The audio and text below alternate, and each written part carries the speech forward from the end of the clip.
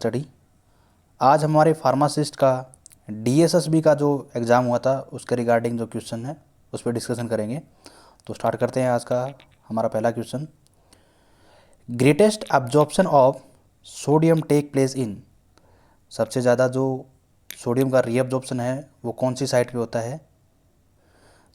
Option A proximal convoluted tube, option B ascending loop of Henle, option C distal tubules, option D collecting duct. इसके अंदर जो हमारा sodium का reabsorption है उसके लिए जो बेस्ट साइट रहती है वो सबसे ज़्यादा जो प्रॉक्सिमल ट्यूब्यूल्स है, option A is the right answer. इस पर क्या है, सबसे ज़्यादा रीअब्जॉर्प्शन होता है और सोडियम का इससे फास्टली रीअब्जॉर्प्शन वापसी में रहता है, जो बॉडी से रिटेन नहीं हो, बॉडी में रिटेन होता है, एलिमिनेट नहीं होता है बॉडी से। चलते हैं हमारे सेकंड क्वेश्चन पे। लैक्टोज इज़ यूज्ड एज, जो हमारा लैक्टोज है उस लैक्टोज को किस यूज में काम में लिया जाता है? या तो इसमें ऑप्शन ए है आपका डाइल्यूएंट के तौर पे, ऑप्शन बी लुब्रिकेंट के तौर पे, ऑप्शन सी ग्लाइडेंट के तौर पे, ऑप्शन डी डिसइंटीग्रेशन के तौर पे। तो जो आपका लैक्टोज है वो एज ए लुब्रिकेंट के तौर पे काम में लिया जाता है। Option B is the right answer. चलते हैं हमारे नेक्स्ट क्वेश्चन पे, क्वेश्चन नंबर थर्ड।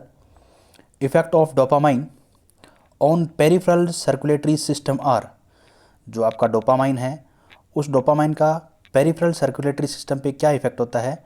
तो इसमें से option A decrease in heart rate and blood pressure, option B decrease in heart rate and increase in BP, option C increase in heart rate and blood pressure, option D no effect on peripheral circulation. इसमें आपका option जो C है increase in heart rate and blood pressure, heart rate और blood pressure दोनों ही क्या है इसमें इंक्रीज होंगे, किसकी वजह से? डोपामाइन के इफेक्ट की वजह से। चलते हैं हमारे नेक्स्ट क्वेश्चन पे, क्वेश्चन नंबर 4 पे। क्वेश्चन नंबर 4 है हमारा normal renal clearance in a normal adult.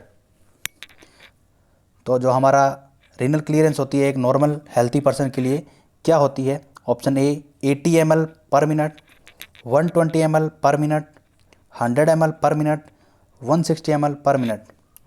तो जो हमारा ऑप्शन बी है 120 ml per minute is the right answer for normal renal clearance. चलते हैं हमारे नेक्स्ट क्वेश्चन पे, क्वेश्चन नंबर 5।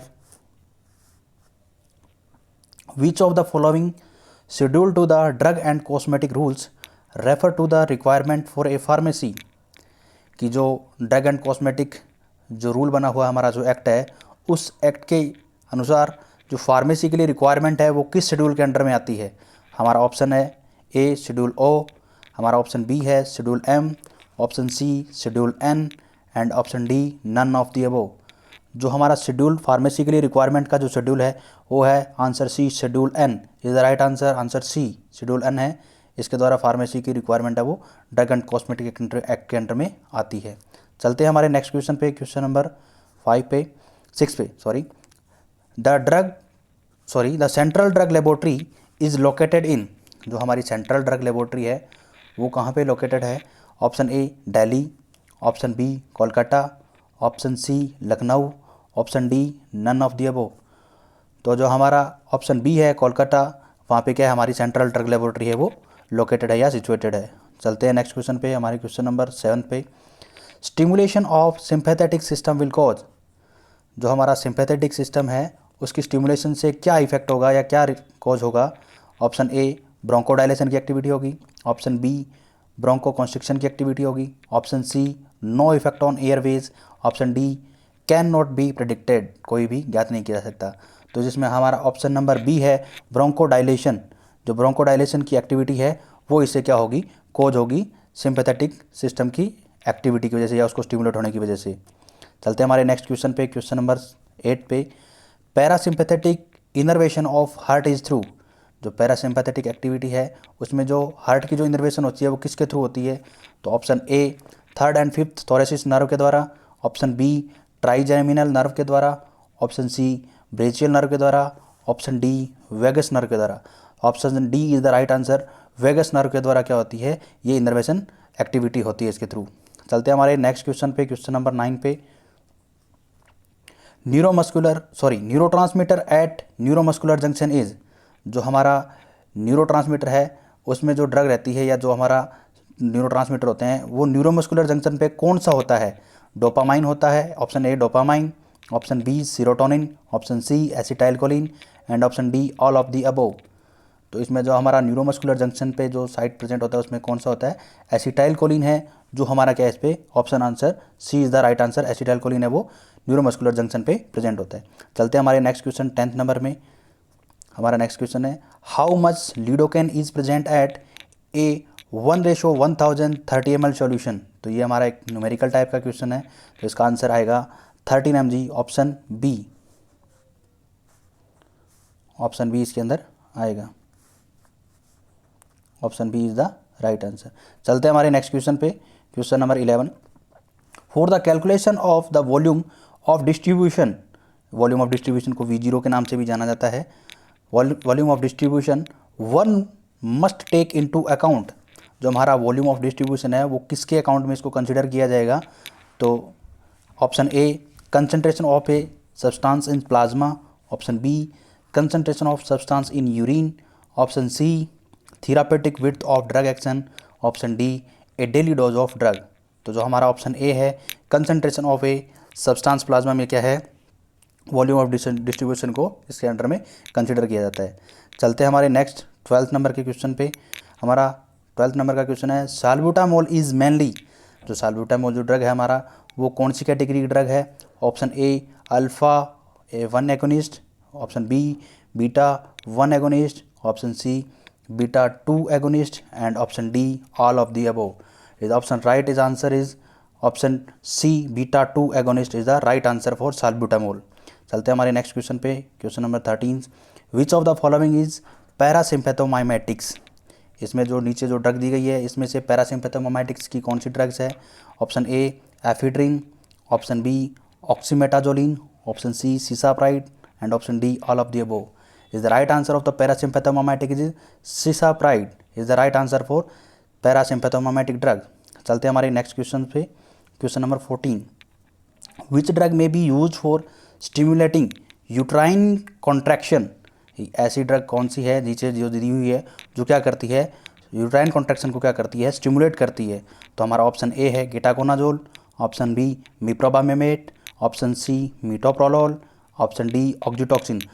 तो option D is the right answer for oxytocin, जो क्या करती है, यूट्राइन को स्टिमुलेट करती है, कॉन्ट्रैक्ट करती है यूट्राइन को, यूट्राइन की एक्टिविटी को, कॉन्ट्रैक्शन की एक्टिविटी को क्या करती है, स्टिमुलेट करती है, जिससे क्या होता है लेबर पेन को ये डिक्रीज करती है।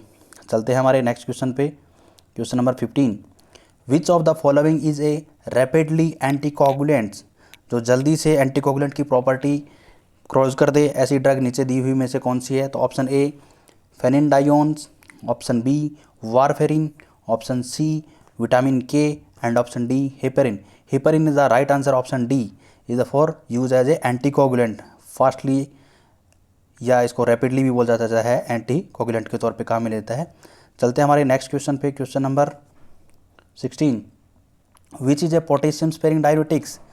पोटेशियम को स्पेयर करने वाला कौन सा डायरेटिक है नीचे दी गई ड्रग्स में से, तो first is mannitol, second is triamterene, third one is acetazolamide and D is chlorthalidones and 16 is the right answer, option B triamterene is the right answer for potassium sparing diuretics. चलते हैं हमारे next question पे, question number 17।